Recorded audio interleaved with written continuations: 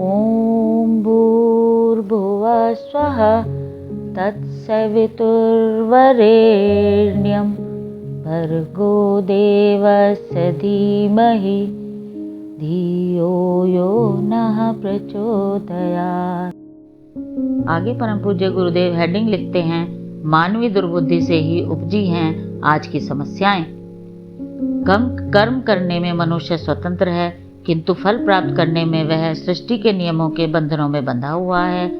अन्य जीवधारी इस तथ्य को अपनी स्वाभाविक प्रेरणा से समझते हुए तदनुरूप आचरण करते रहते हैं, पर मनुष्य है तो तुरंत फुर्त परिणाम मिलने में विलंब होने के कारण प्राय चूक करता रहता है, अदूरदर्शिता अपनाता है और यह भूल जाता है कि विवेकशीलता की उपेक्षा करने पर अगले ही दिनों किन दुष्परिणामों को भुगतने के लिए बाधित होना पड़ेगा।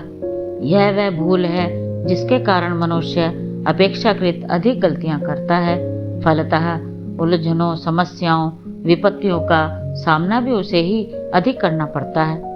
कोई समय था जब मनुष्य अपनी गरिमा का अनुभव करता था एवं सृष्टा का युवराज होने के नाते अपने चिंतन और कृतित्व को ऐसा बनाए रहता था कि सुव्यवस्था बने और किसी को किसी प्रकार की प्रतिकूलताओं का सामना न करना पड़े। इस संसार में इतने साधन मौजूद हैं कि यदि उनका मिल बांट कर उपयोग किया जाए तो किसी को किसी प्रकार के संकटों का सामना न करना पड़े। प्राचीन काल में इसी प्रकार की सद्बुद्धि को अपनाया जाता रहा है। कोई कदम उठाने से पहले यह सोच लिया जाता था कि उसकी आज या कल परसों क्या परिणति हो सकती है। औचित्य को अपनाए भर रहने से वह सुयोग बन रह सकता है जिसे पिछले दिनों सतयुग के नाम से जाना जाता था। सन्मार्ग का राजपथ छोड़कर उतावले लोग लंबी छलांग लगाते और कंटीली झाड़ियों में भटकते हैं, स्वार्थ आपस में टकराते हैं और अनेकानेक समस्याएं पैदा होती हैं। दूरगामी परिणामों पर विचार न करके जिन्हें तात्कालिक लाभ ही सब कुछ लगता है, वे चिड़ियों मछलियों की तरह जाल में फंसते और चाशनी पर आंखें बंद करके टूट पड़ने वाली मक्खी की तरह पंख फंसाकर बेमौत मरते हैं।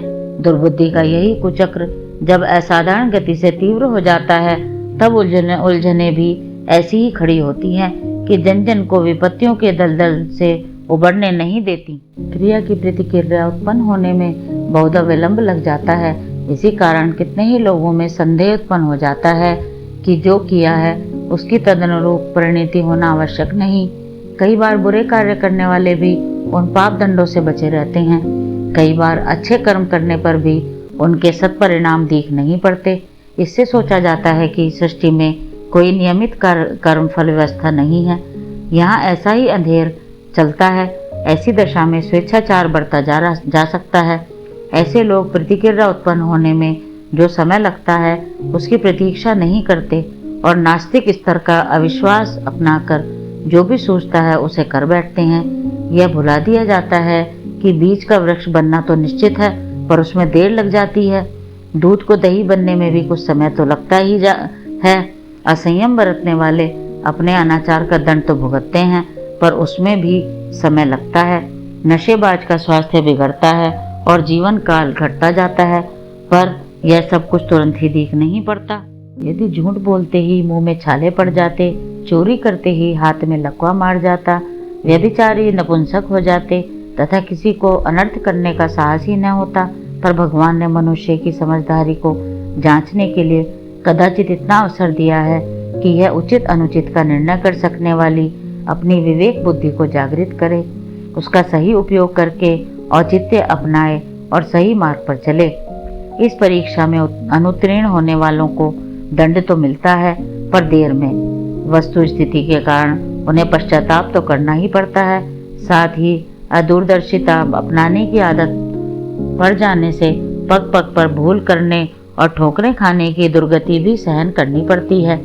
इसके विपरीत जो सोच समझ सकते हैं और परिणामों को ध्यान में रखते हुए अपनी वर्तमान गतिविधियों को सुनियोजित करते हैं, वे जीवन संपदा का सदुपयोग करके श्रम धन्य होते और अपने अनुकरण का अवसर देकर अनेकों का भला करते हैं। मनुष्य को ईश्वर ने जो अनेकानेक विशेषताएं विभूतियां प्रदान की हैं, उनमें से एक यह भी है कि यह क्रिया की प्रतिक्रिया का अनुमान लगा सके और अनिष्टों से बचते हुए सुख शांति का जीवन जी सके। इन दिनों स्नेह, सद्भाव, सहकार, सदाचार की कमी पड़ने से मनुष्य का व्यवहार ऐसा विचित्र बन गया है जिसमें शोषण ही प्रधान दिखाई पड़ता है। सहयोग के आधार पर तो परस्पर हित साधन की प्रक्रिया चलती रह सकती है, किंतु जहाँ व्यक्तिवाद की आपाधापी ही सब कुछ हो, वहाँ यह समझ में नहीं आता कि संकीर्ण स्वार्थपरता अपना लेने पर दूसरों के अधिकारों को क्षति पहुँचती है या नहीं। यह स्थिति ऐसी है जिसमें दूसरों के कष्ट, संकट और अहित की ओर ध्यान जाता ही नहीं, मात्र अपना ही लाभ सोचता है। अनाचार, अत्याचार, शोषण, अपहरण, उत्पीड़न के मूल में यही वृत्ति काम करती है। निसंकोच जघन्य कृत्य करने वाले वे ही होते हैं जिन्हें दूसरों के प्रति कोई सहानुभूति नहीं होती। अपने तनिक से लाभ के लिए वे दूसरों पर पहाड़ जितना संकट उड़ेल सकते हैं। इस अनर्थ मूलक प्रवृत्ति की मानव धर्म के प्रतिपादकों ने भरपूर निंदा की है और कहा है कि आत्मवत सर्वभूतेषु वाली भाव संवेदना को संजोए ही रहना चाहिए। जो व्यवहार हमें अपने लिए पसंद नहीं, वह दूसरों के साथ भी नहीं करना चाहिए। सब में अपनी ही आत्मा को देखने का तात्पर्य है दूसरों के दुखों को अपना दुख और दूसरों के सुख को अपना सुख माना जाए। मानवीय स्तर की भाव संवेदनाओं का उद्गम इसी मान्यता के साथ जुड़ा हुआ है। इसे यदि हृदयंगम कर लिया जाए तो अनाचार बरत सकना संभव न होगा। सेवा सहायता के लिए मन चलेगा, दुख बांट लेने और सुख बांट देने की उदारता बनी रहेगी। अपनत्व को सिकोड़ लेना शुद्रता है और उसे व्यापक बनाकर चलना महानता। महामानव पुण्य परमार्थ की बात सोचते, योजना बनाते और गतिविधि अपनाते रहते हैं। यही आत्मविकास है। विकसित व्यक्ति का अपनापन मनुष्य मात्र में, प्राणी मात्र में फैल जाता है। ऐसी दशा में जिस प्रकार अपने लिए सुख साधन जुटाने की इच्छा होती है, उसी प्रकार यह भी सोचता है कि दूसरों को सुखी रहते देखकर अपना ही मन हुलसे। दूसरों के दुख में हिस्सा बटाने के लिए सेवा सहायता हेतु दौड़ पड़ने की आतुरता उमंगे। यदि इस मानवीय मर्यादा का परिपालन होने लगे तो कोई किसी के साथ अनीति बरतने की कल्पना ही मन में न उठने दे। हर प्रकार के आचरण का मूल कारण है अदूरदर्शिता, अविवेक। किस कृत्य का भविष्य में क्या परिणाम होगा, इसका दूरवर्ती अनुमान न लगा पाने पर तात्कालिक लाभ ही सब कुछ हो जाता है, भले ही उसके साथ अनीति ही क्यों न जुड़ी हो। जिस प्रकार दृष्टि दोष होने पर मात्र नजदीक की वस्तु ही दिख पड़ती है और दूर पर रखी हुई वस्तुओं को पहचान सकना कठिन हो जाता है, उसी प्रकार अदूरदर्शी तुरंत लाभ को सब कुछ मानते हुए उसे किसी भी कीमत पर पूरा करने के लिए जुट जाते हैं। इसके बाद इसकी परिणति क्या हो सकती है, इसका अनुमान तक अदूरदर्शी लोग लगा नहीं पाते। आंखें रहते हुए भी यह अंधे जैसी स्थिति है। जिनका स्वभाव ऐसा बन जाता है, वे तत्काल भले ही कुछ लाभ उठा लें, पर अपनी प्रामाणिकता खो बैठते हैं। हर किसी की दृष्टि में अविश्वस्त बन जाते हैं। कोई उनका सच्चा मित्र नहीं रहता। उन्हें परामर्श देने या लेने योग्य भी नहीं समझा जाता। शंका दृष्टि बनी रहती है। सच्चे सहयोग के अभाव में, अविश्वस्त वातावरण में वे भीड़ के बीच रहते हुए भी अपने को एकांकी अनुभव करते हैं। एकांकीपन कितना नीरस, कितना निस्तब्ध और डरावना होता है, इसे हर भुक्त भोगी भली प्रकार जानता है। अविवेक के कारण स्वभाव में अनेकानेक अवांछनीयताएं सम्मिलित हो जाती हैं। दुर्व्यसनों की आदत पड़ जाती है।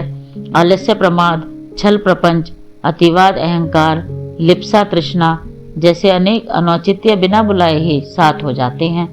प्रामाणिकता चली जाने पर न तो प्रखरता शेष रहती है और न प्रतिभा ही व्यक्तित्व के साथ जुड़ी रह जाती है। चोर चालाकों का मानस सदा भयभीत बना रहता है। अनिष्ट की आशंकाएं बनी रहती हैं और संदेह करते संदेहास्पद स्थिति में बने रहते ही समय गुजरता है। इसके प्रतिफल प्रतिशोध के घृणा तिरस्कार के रूप में वापस लौटते हैं। संसार के दर्पण में अपनी ही कुरूप छाया दिख पड़ती है। कुछ देर के लिए किसी को मूर्ख बनाया जा सकता है, पर सबको सदा के लिए गफलत में रखा जा सके यह संभव नहीं। अपने द्वारा किए गए दुर्व्यवहार किन्हीं अन्यों के द्वारा अपने ऊपर प्रतिक्रिया बनकर टूटते हैं।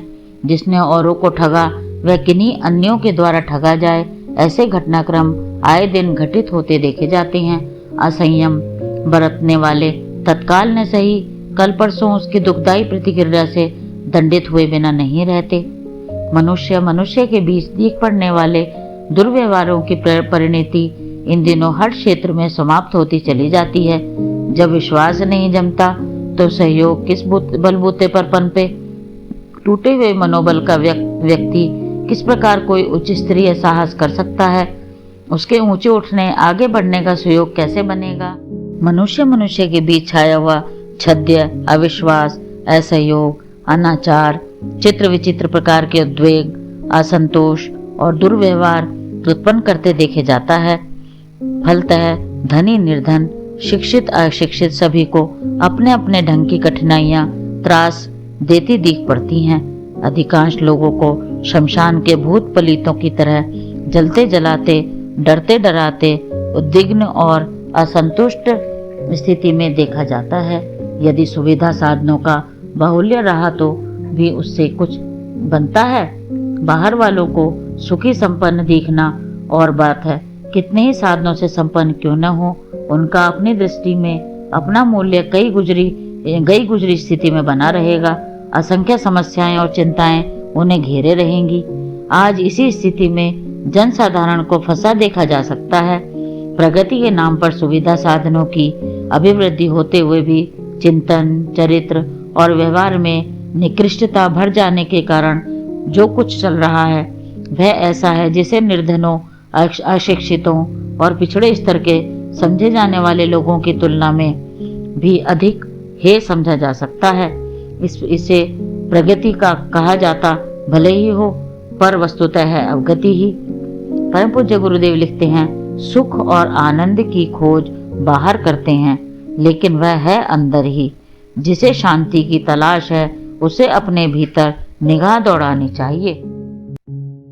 परम पूज्य गुरुदेव के क्रांतिधर्मी साहित्य की आगे की वीडियो देखने के लिए कृपया लाइक करें, सब्सक्राइब करें तथा हमारी नई वीडियो देखने के लिए बेल आइकन दबाएं।